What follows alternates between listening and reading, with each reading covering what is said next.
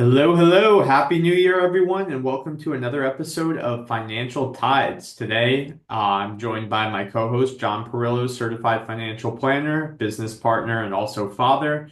And I am Taylor Perillo, certified financial planner. So today, with the new year here, we are bringing you a topic that we think is very relevant, New Year's resolutions, New Year's goals, and how they apply to your actual financial life. So, John, take it away. Hey, this is nicknamed SMART Goals, which is an acronym. You know us, old Navy salts, we love acronyms. And SMART stands for, I'm going to check my notes here, specific, measurable, achievable, relevant, and time-bound. SMART.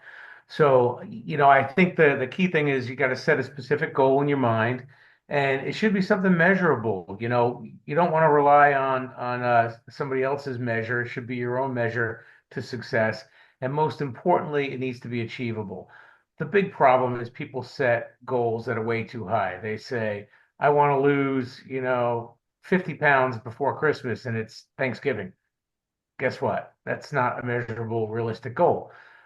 People say, you know what? I need to start saving $2,000 a month toward retirement, but they make $70,000 a year and take home 50 and have 3,000 in bills. They're not going to save $2,000 a month. So make it achievable.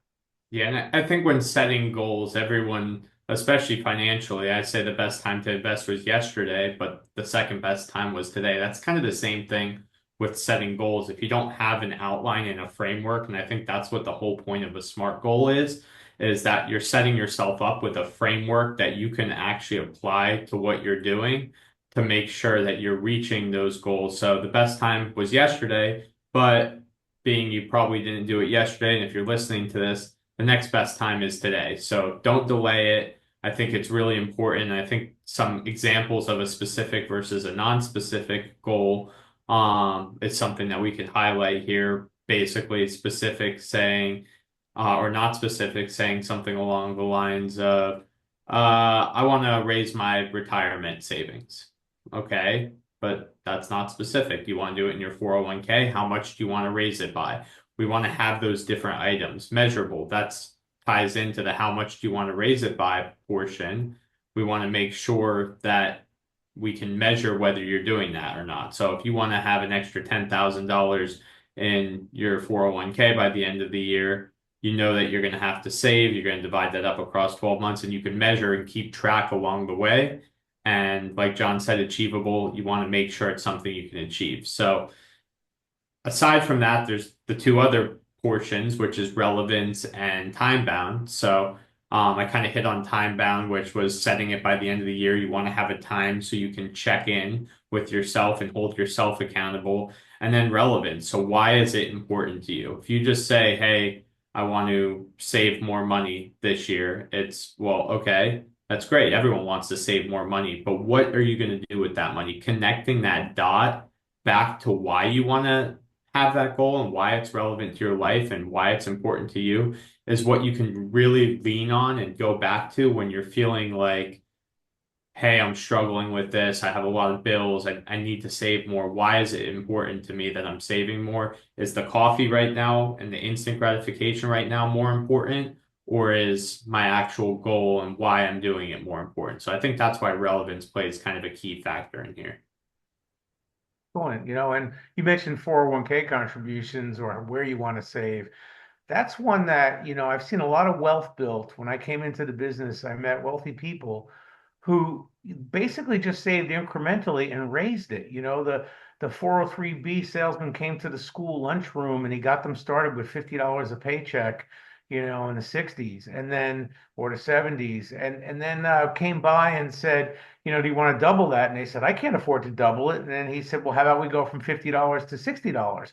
And they said, oh, okay. And then, he came by the lunchroom, the following summer and said, hey, or well, in the spring and said, how about we go up to $70 or 75? And, by the time they retired, they were putting $500 a pay in. They had all the pay increases, they had the pension, and they built true wealth by raising those contributions. So that's a subtle little goal that you can just set in your mind and say, I'm going to bump that up every year, some nominal amount. So that's that I think is a really good aim to have when it comes through the 401k.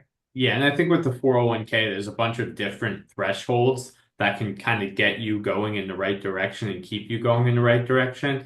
And the first one is always taking advantage of employer match. Whatever your employer matches, you should take it. It's free money, it's an instant 100% return.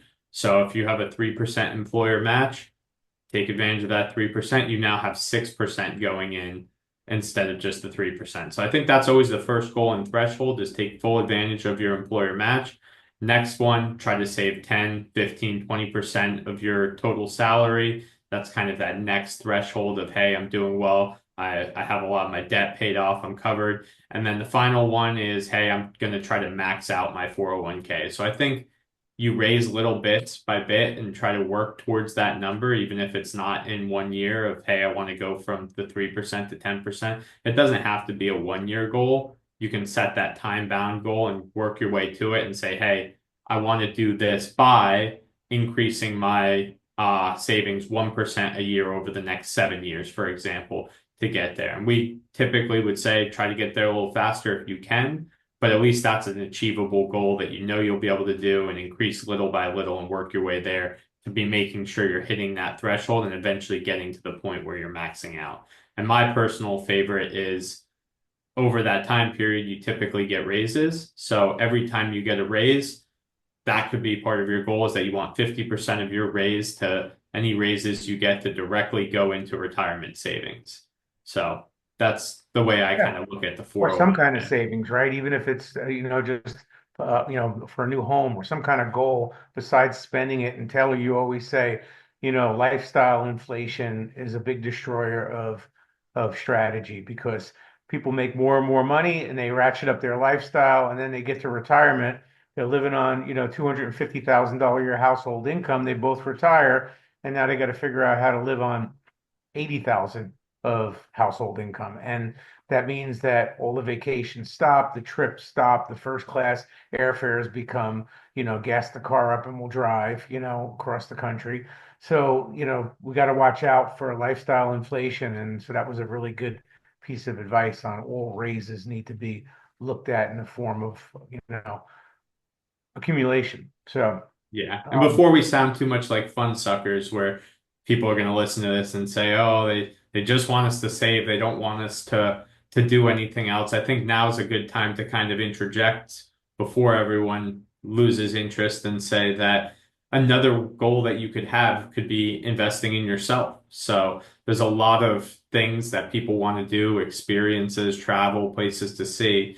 And I don't think that it's wrong to do any of those things. I've been a big advocate of also spending within your means, but also doing the things you want to do that make your life enjoyable. So I think setting a smart goal around it, like for example, one of our smart goals in our household is Lauren and I want to go to Europe at some point in the next year. And that's something that we want to do. And we're setting goals and we're setting aside money. We have a specific amount that we want to reach, and we have a specific target that we are saving each month to try to make that happen. So I think that investing in yourself and experiences can be part of your SMART goals, can be part of your financial picture, and you can make that work for you as well. So we're not just saying that the only way to save is in your retirement accounts or for the long-term future. We want you to be able to enjoy your life now and make the most of your moments now as well, because tomorrow is promised to no one, but it's about finding a balance between the two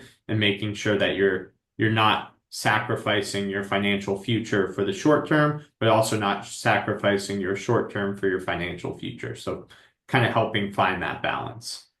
yeah, it's you talk about that, and it makes me think about the fact that goals are you define them, but they don't always work out perfectly. So my goal is, all right, I'm driving from San Diego to Scottsdale, Arizona, the Phoenix area. And I say, all right, it says 6 hours and 5 minutes with two 20-minute stops and one 30-minute stop.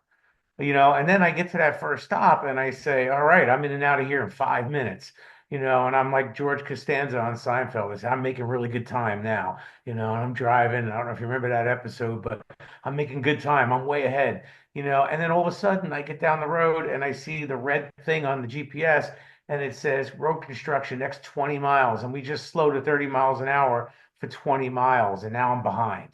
And so I said, all right, that next 20-minute break is going to have to be a 10-minute break. I got to make up time, and that kind of stresses you out when you're driving, but that's what goal setting is. And then you get there, maybe you're 15 minutes early, you're 15 minutes late, but you had a plan. And so if your plan was to get there by 4 and go to dinner with a friend at 6, you're still going to make it.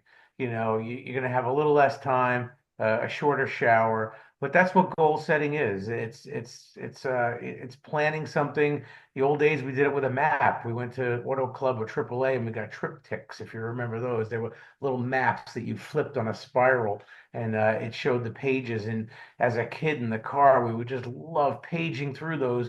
Every page was a goal, and this page should take us 22 minutes, and I would time it. And maybe that's why I'm a goals-oriented person and went into financial planning. But I think we've kind of, crushed it when it comes to goals.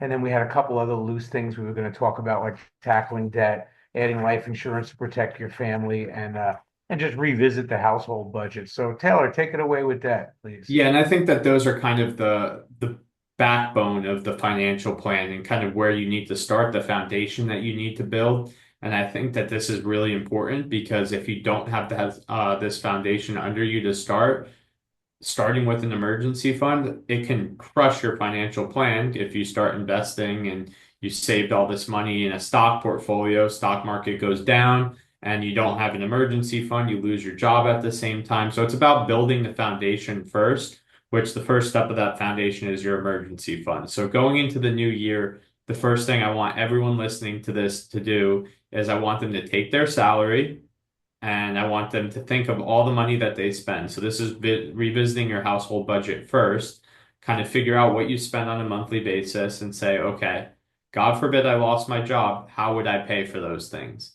And just think all those things you're going to need at least 3 months, we'll say, just because hopefully you can find another job in 3 months to start covering those expenses again. But we want to make sure that you have the assets to cover so you're not ending up in a bad situation where you're paying off debt when you go back to work. So check that you have 3 months of savings, whatever that number is. If your income changes, 3 months, or if your spending changes, 3 months of that, save it in an account somewhere, check that you have that. And I would do this exercise at the beginning of every year and make sure. And if you don't have it, that needs to be one of your SMART goals is I need to get back to my 3 months emergency fund and build back up and figure out a way to do that, whether it's putting $50 a month aside, 150, whatever you can do and build that into your budget. Yep, and I mentioned life insurance. We've been able to get people tremendous large policies in the millions for, very small incremental amounts monthly. You don't want to be that family that's on TV that they say, oh, there's been a GoFundMe account established for the benefit of the wife and children, or for the husband and children. You want to be the one that says, all right, I'm going to take care of it. I'm going to give up the Starbucks coffee once, twice a week, and I'm gonna make sure my family has, enough of income that if I was alive, they'd still have my check. So that's the life insurance part. And we use life insurance as that example, but if you've reached my stage of life, life insurance starts becoming less important, and long-term care is how you protect the assets you've built. So it's basically which I'm shifting from life insurance to long-term care at this stage. So I'm dropping life policies as they mature, or letting them expire, and adding more elder care coverage. So, Yeah. you know, And before you start looking into the different types of life insurance, long-term care, you want to tackle whatever debts that you have. So back to the emergency fund, you have your emergency fund set up. You want to start looking at, oh my God, I have 15%, 20% credit card interest that I'm paying every month, or I'm paying high on a car payment or a loan, and start tackling some of those debts so that you have smaller debts to pay, smaller monthly obligations. And then once you have those monthly obligations gone and dealt with, you can start doing things like life insurance and paying premiums. So there's different orders depending on the types of debt that you should look at life insurance, and we can help out with that. But I think it's important that, especially credit card debt or any high interest debt, you want to make sure that you're resolving that before paying the life insurance, because it doesn't make any sense to pay 20% interest on a credit card, just so that you can pay for life insurance. But like John said, life insurance is extremely important because you have a whole, especially as young people for term life insurance, you have a whole bunch of years of money earning and savings ahead of you. And God forbid something happens to you now, you're not going to have the assets saved up to take care of your family. Plus, your family now lost one permanent source of income. So it's really a big part of the plan and big part of the financial goals that you should have in 2025. That if you don't have life insurance to protect your family, it should really be something that you look into and get taken care of for yourself. And we encourage amongst our team, we encourage disagreement and and debating. And this is where I would debate Taylor and say, I had an 11+% mortgage back in 1989, and it made sense. It was a small mortgage, but it made sense to keep paying it down. But I was having children, so I bought the life insurance in spite of that. And then I still hunkered down and tried to tackle the debt. But I really believe that if something happened to me, that I needed the life insurance. So Taylor's right, get rid of the debt, but the life insurance is really important for the young person. Just Yeah. like long-term care, could I find a better use of that money? Can I put it somewhere else? Can I pay down my vacation property? Sure, I can. But why would I pay down a 3% debt when I can protect the asset and the debt itself? And Yeah, then what I said was that you want to check with us on the actual order of, right. not that you shouldn't get insurance, just to No, I clarify heard you. if I that heard was you. unclear. Um, just want to make sure. Yeah, we're having a conversation, right? We're not we're not locking things in now. And you started to get there, I think that on the paying it down, the credit score improves. We've both been to a car dealership recently, and they say, well, let me run your credit quick, and they say, hey, you're at 850. We can give you the best deal we got, and whereas the next guy comes in, he's at 575, and he's paying 4% more for the same car than you are because he hasn't taken care of his debt situation. Now he's taking on more debt, right? And so, and I And look I think that's some of the other goals that you can set for yourself to just help your credit score. I think a lot of people forget that credit utilization, how much is on your credit card and how much is outstanding, is 30% of your credit score. So one way to easily improve your credit score, say, instead of paying it off once my statement comes out or paying minimums, I'm going to pay half of it twice a month. So my credit utilization throughout the month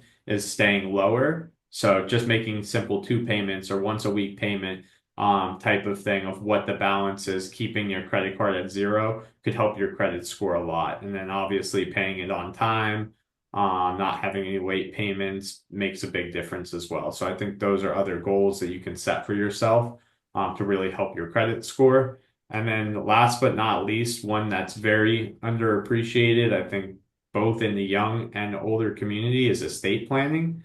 We see it a lot with clients of whether it's not updating their estate plan often enough or whether it's not setting up an estate plan at all.